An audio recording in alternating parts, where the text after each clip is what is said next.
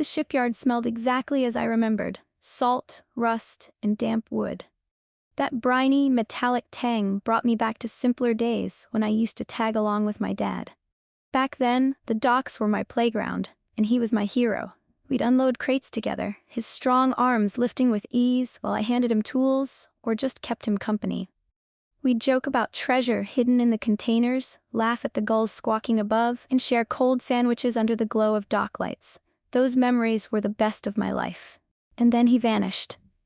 I was 13 when it happened. It was supposed to be another ordinary night, stormy, but nothing unusual for a coastal town like ours. I remember him walking toward one of the ships, a hulking beast of steel covered in barnacles and grime. He said he'd be right back. But he wasn't. By morning, the ship was gone, and so was he. For weeks, the whole town searched. Divers scoured the water, flyers with his face plastered every telephone pole. Nothing. Not a trace, not even a clue. It was as if he'd been swallowed whole by the sea. The years that followed were hard. My mom tried her best, but the grief weighed on us both. College was never an option for me, not because of money, but because I couldn't leave. I couldn't shake the feeling that my father was still out there somewhere, waiting for me to find him. That's why I came back to the shipyard. When I applied for the night shift, I didn't expect to feel welcome. But the foreman, Joe, greeted me like I was some long-lost friend. His face was weathered, his eyes half hidden under bushy eyebrows. "Scarlett, huh?" he said, rubbing his chin. "You're Mark's girl. He talked about you all the time." Hearing my father's name out loud was like a punch to the gut, but I managed a nod. "Yeah, I wanted to. I guess I just want to pick up where he left off." Joe's expression darkened for a moment, but he forced a smile.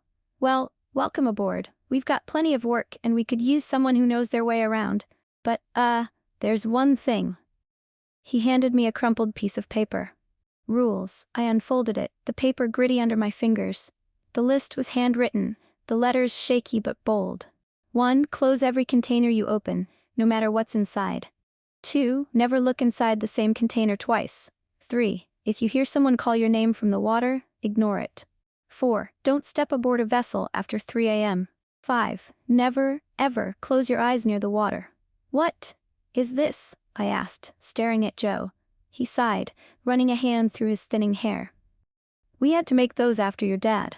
He trailed off, scratching at the stubble on his jaw.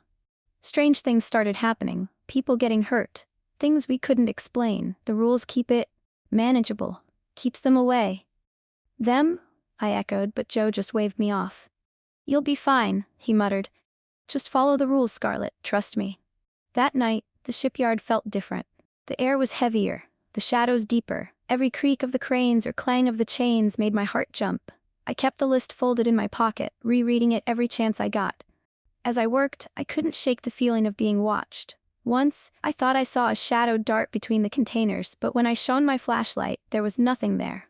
Worse still, I swore I heard my father's voice, soft and distant, calling my name. "Scarlett." I froze, the flashlight trembling in my hand. It was coming from the water, faint but unmistakable. "Scarlett." Every instinct screamed at me to run, but I couldn't move. My feet felt rooted to the dock, my pulse thundering in my ears. "Just follow the rules," I whispered to myself, forcing my legs to move. I turned away from the water and kept working, but the voice lingered, echoing in my mind. By the end of the shift, my hands were shaking, and my body felt drained. As I clocked out, Joe was waiting for me by the office. He didn't say anything, just gave me a knowing look. I wanted to ask him so many things. What was out there, why the rules were so strict, what he wasn't telling me about my dad, but the words caught in my throat. Instead, I just nodded and walked into the night, clutching the rules like they were the only thing keeping me alive. By the time my second night shift started, the list of rules felt like it had been burned into my brain. I'd read it so many times it was almost a chant. Close every container you open. Don't look inside the same container twice. Never step aboard a vessel after 3 a.m. Never close your eyes near the water. I kept wondering what would happen if I broke one. The way Joe talked about the rules, it was as if the world would end the moment I slipped up. But rules don't exist without reason, and the shipyard didn't feel like the kind of place where anything happened without consequence. The night was colder than the last, with a fog rolling in that clung to the edges of the pier. The ocean seemed louder tonight, its waves crashing against the docks with an almost rhythmic intensity, like some hidden pulse beneath the surface. I shivered and adjusted my jacket, pulling the list from my pocket to go over it again. Some rules felt obvious. Of course, you'd close a container after opening it. That was just common courtesy. But the others, don't look inside the same container twice. Never step aboard a vessel after 3 a.m. Felt more like riddles. And then there was the one that stuck with me the most. Never close your eyes near the water. I found myself glancing at the inky blackness of the ocean, the surface broken only by faint ripples from the docked ships. For the first time, I noticed how the water seemed to move differently here, less like waves and more like something alive. The sea is older than the land, it remembers. The phrase popped into my head unbidden, my father's voice as clear as if he were standing beside me. He used to say that sometimes when we worked late, his voice low and serious, like he was sharing some ancient secret. I never asked what he meant. Now I wasn't sure I wanted to know. My task that night was simple: unload and inspect the cargo from a ship that had arrived earlier. The vessel wasn't large, but its hull looked old, worn, and covered in rust.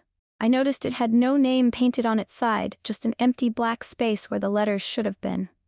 "Keep moving," I muttered to myself, climbing into the container with my flashlight in one hand and clipboard in the other. I pried open the first crate, a box of canned goods. Standard, unremarkable. The second contained coils of thick, greasy rope. The third crate was where things went wrong. When I lifted the lid, my flashlight beam caught a glimpse of something that wasn't rope or cans. At first, I thought it was a bundle of fabric, dark, shiny, and folded over itself. But then it moved.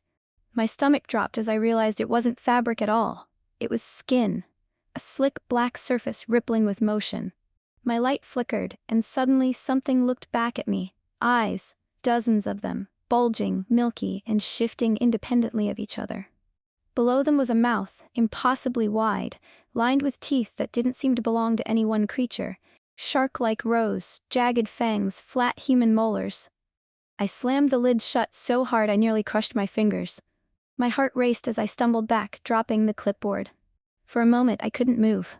My breath came in short, panicked bursts, and the world felt like it was spinning. The list flashed in my mind like a warning siren. Close every container you open. Don't look inside the same container twice. What the hell had I just seen? Joe found me leaning against a stack of crates, trying to catch my breath. "You look like you've seen a ghost," he said, his voice calm but heavy with concern. "Joe," I whispered, my voice shaking. "What's in these containers?" He stared at me for a moment, then sighed and lit a cigarette, the ember glowing in the foggy night.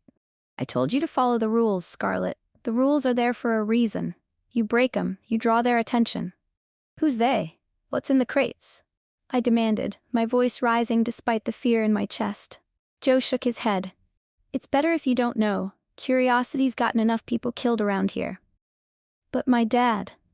"Mark was a good man," Joe interrupted, his tone softening. "But he didn't always listen, and..."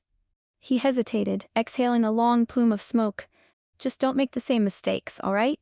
I wanted to press him, to demand answers, but the look in his eyes stopped me. Whatever he knew, it wasn't something he was willing or able to share. That night, I couldn't shake the image of those eyes. They followed me into my dreams, multiplied, surrounded me. In my dream, I was standing on the dock, the fog so thick I could barely see my own hands. I heard footsteps behind me and turned to see my father. He was wearing the same raincoat he'd worn the night he disappeared, his face pale and blurred, like an overexposed photograph. He didn't say a word, just raised one hand and pointed toward the water. "Dad?" I called out, but my voice echoed back to me, distorted and strange. He gestured again, and I felt an invisible pull, like the ocean itself was reaching for me. I woke with a start, drenched in sweat, the sound of his voice still ringing in my ears. "Scarlet." The dream of my father haunted me for days. His blurred face, the way he pointed to the water, it felt like a warning, or maybe a plea. Either way, I couldn't shake the unease that clung to me like the fog rolling in every night at the shipyard. By my third shift, I had started to accept that this job wasn't going to be anything close to normal. The rules weren't just quirks or superstitions. They were survival guides. And though I hadn't dared break one since the crate incident, I was beginning to wonder if obeying them was enough to keep me safe. That night, Joe caught me as I was clocking in. His face was unusually grim. "Scarlet," he said, scratching his stubbled chin, "we've got a ship coming in tonight. It's not on the schedule." "Is that normal?" I asked, already knowing the answer. Joe shook his head. "No crew, no call, just shows up, happens sometimes." "What do I do?" "Just check it out," he said. "Stick to the rules, don't go aboard." His words sent a chill through me, but I nodded. "Got it." The ship arrived just before 2:30 a.m., emerging from the fog like a ghost. Its hull was ancient, corroded with rust and barnacles, the kind you'd expect to see on the Titanic's wreckage. There were no lights on deck, no sound of engines, and definitely no sign of a crew. As I approached, the air grew colder, almost biting. I wrapped my jacket tighter around me and tried to focus on the task at hand. The ship didn't have a name, just like the one from my earlier shift. I couldn't help but feel that was intentional, as if the lack of identity was part of its very nature. My flashlight beam cut across the side of the vessel, illuminating broken railings and frayed ropes. I called out, half hoping someone would answer. "Hello? Anyone on board?" Silence. I noted the condition of the hull and the time, 2:48 a.m. Joe had said not to go aboard, and I wasn't about to test the limits of that rule, but something about the ship felt wrong. It wasn't just abandoned. It was waiting. At 2:59 a.m., the whispers started. At first, I thought it was the wind whistling through the shipyard. But then I realized the sound wasn't coming from the air. It was coming from the ship. "Scarlet." The voice was faint, but unmistakable. It sounded like my father. My heart leapt into my throat as I scanned the deck, my flashlight trembling in my hand. "Scarlet, come aboard." I took a step closer to the gangway, the whispers growing louder, more insistent. Every rational part of my brain screamed at me to stop, but I couldn't shake the hope that maybe, just maybe, it really was him. "Dad?" I called, my voice cracking. The fog thickened around the ship, swirling like it had a life of its own. I stepped onto the gangway, one foot hovering over the deck. "Scarlet." The shout jolted me out of my trance. I turned to see Joe sprinting toward me, his face twisted with anger and fear. "Get back," he roared. I stumbled off the gangway just as the ship's bell tolled 3 times. The sound reverberated through the air, low and mournful, and the whispers stopped abruptly. Joe grabbed my arm, pulling me away from the ship. "What the hell were you thinking?" he barked, his voice trembling with a mixture of fury and panic. "I heard him," I stammered. "I heard my dad's voice." Joe's grip tightened. "That wasn't your dad," he said, his tone deadly serious. "You step aboard one of those ships after 3 a.m., you don't come back, or if you do, you're not the same." "What do you mean?" I asked, my head spinning. He sighed, the anger draining from his face. "Look, these ships, they're not like the others. They come and go, but they don't belong here. People who board them after 3, let's just say they leave something behind, something important." I thought of the rule. Never step aboard a vessel after 3 a.m. It had seemed strange at first, but now it felt terrifyingly real. "What happened to my dad?" I whispered. Joe looked away, his jaw tightening. "I don't know," he admitted. "But I do know this, he broke the rules, and so did I, letting him go that night." Joe left me alone after that, but I couldn't stop staring at the ship. The fog was already swallowing it up, its edges blurring like a mirage. The voice I'd heard was still echoing in my mind. It had sounded like my dad. But deep down, I knew Joe was right. Whatever was on that ship wasn't him. As I finished my shift, a chilling thought struck me. What if that ship was the same one my father had boarded all those years ago? And what if it was still waiting for me? The ship lingered in my thoughts for days. Every time I closed my eyes, I saw the rusted hull, the swirling fog, and heard the voice that sounded like my father. Joe's warning rang in my ears, but it wasn't enough to quell the questions bubbling inside me. What really happened to my dad? Why had he boarded a ship like that? And what was the shipyard hiding? The rules had always felt arbitrary to me, like strange rituals performed out of habit. But after hearing the whispers and nearly stepping aboard that cursed vessel, I couldn't shake the feeling that the rules weren't just guidelines, they were barriers between us and something far worse. One night, I decided to break one. It was reckless, I knew that. But I needed answers. If the rules were meant to keep something contained, then maybe breaking them would reveal what that something was. My plan was simple. Leave a container open and see what happened. I chose one of the smaller crates, the kind that usually held tools or spare parts. It seemed like the least risky option. My hands shook as I lifted the lid, exposing rows of coiled cables inside. Nothing strange, nothing out of the ordinary. I took a deep breath and stepped back, leaving the container wide open. Then I found a hiding spot behind a stack of pallets, my flashlight off to avoid drawing attention. At first, nothing happened. The minutes dragged by, each one feeling heavier than the last. I started to wonder if I'd made a mistake, if maybe this container wasn't the right one to test. But then I heard it. A faint scratching sound, like nails scraping against wood. I peered around the edge of the pallets, my heart hammering in my chest. The scratching grew louder, more frantic, until something began to emerge from the container. My stomach twisted as I saw what it was. A creature, no larger than a cat, with too many legs that skittered over the crate's edges. Its body was glossy and black like wet tar, and its eyes, dozens of them, glowed faintly in the dim light. I clamped a hand over my mouth to stifle a gasp as more of them crawled out. They moved in jerky, unnatural motions, their spindly legs clicking against the floor. One by one, they disappeared into the shadows, vanishing as if they'd never been there. When the container was finally empty, the silence that followed was deafening. The next morning, I cornered Joe in the break room. "We need to talk," I said, my voice steadier than I expected.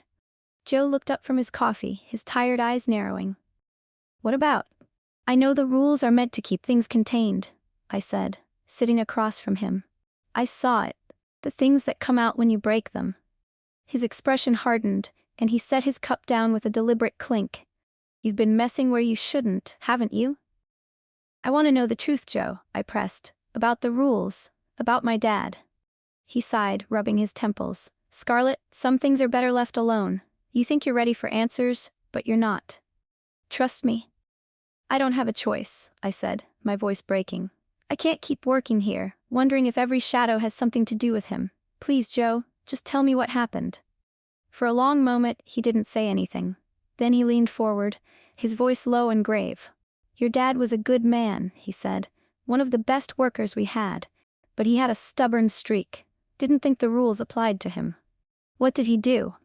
I whispered. Joe hesitated, his gaze drifting to the window as if he were looking for something, or someone.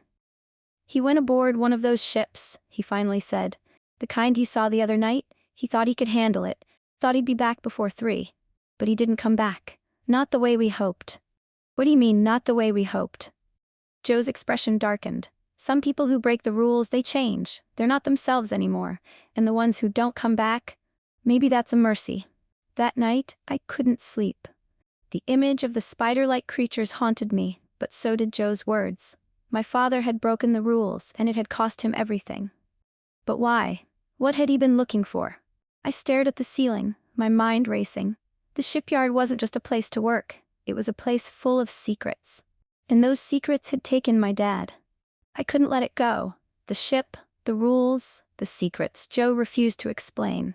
Everything seemed to circle back to the night my father vanished, and I was running out of patience. One thing stuck in my mind, the unmarked vessel that had arrived at 2:59 a.m. Joe didn't need to confirm it. I knew it was the same one from years ago, the same ship that swallowed my father whole. I needed answers, and I wasn't going to find them by following the rules. The office at the shipyard was a dusty, cluttered relic of a bygone era. It smelled of salt, oil, and stale coffee, and the old filing cabinets groaned in protest whenever I opened a drawer. I searched for hours, combing through manifests and logs that spanned decades. Most of them were mundane. Routine shipments, equipment maintenance, inventory counts. But then I found it. A battered logbook marked incidents. My hands trembled as I flipped through its pages. June 14th. Unmarked vessel arrived without notice. No crew visible. Workers reported hearing unearthly sounds from the deck. June 15th. 2 workers failed to report for duty. Search parties found no trace of them. The foreman ordered a strict curfew. No one near the ships after 3 a.m. June 16th. Unmarked vessel departed at dawn. Injuries reported. One worker suffered severe burns from an unidentified substance near the waterline. The entries matched the timeline of my father's disappearance. My heart sank as I read the final entry for that week. Scarlett's father, foreman at the time, boarded the vessel late at night. Witnesses reported hearing voices calling his name. He did not return. Joe wasn't happy when I confronted him. "You don't know what you're messing with," he snapped, his eyes hard with fear. "Then tell me," I shot back. "Because I'm done waiting for answers." Joe looked like he was about to argue, but then his shoulders slumped. He rubbed the back of his neck, sighing heavily. "You want the truth? Fine," he said. "That ship, it doesn't belong here. It comes and goes, but it's not bound by the same rules as the rest of us. People who board it, they don't come back, or if they do." He trailed off, leaving the rest unsaid. "I have to do this," I said firmly. Joe just shook his head. "You're making a mistake, Scarlett. The ship was waiting for me. Its rusted hull loomed like a shadow in the fog, silent and foreboding." I approached with a flashlight in one hand and my father's old work knife in the other. The blade was dull, but its weight in my hand gave me a sense of connection to him, a reminder of why I was doing this. The air grew colder as I stepped onto the gangway, every creak of the wood beneath my boots making my heart race.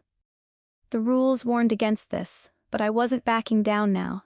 Inside, the ship was a maze of decayed corridors and crumbling walls. The floorboards groaned underfoot, and every shadow seemed to shift when I wasn't looking. My flashlight revealed glimpses of strange artifacts. A compass with no needle, maps written in a language I didn't recognize, and jars filled with what looked like black, swirling liquid. The deeper I went, the harder it became to breathe. The air was thick, heavy with something I couldn't define. In a small room near the center of the ship I found it, a leather-bound journal lying atop a corroded metal table. My father's name was scrawled on the cover in his unmistakable handwriting. I flipped through the pages, my pulse quickening. The entries were fragmented, hurried. "The rules aren't enough, they're getting stronger. The sea is alive, it knows, it remembers. This ship is a gateway, it doesn't just take, it lets things in." The final entry stopped me cold. "They're watching, if you hear the bell it's already too late." The ship groaned, a deep, resonant sound that vibrated through my chest. I froze, gripping the journal tightly. Then I heard it. The toll of a bell, low and mournful, echoing from somewhere deep within the ship.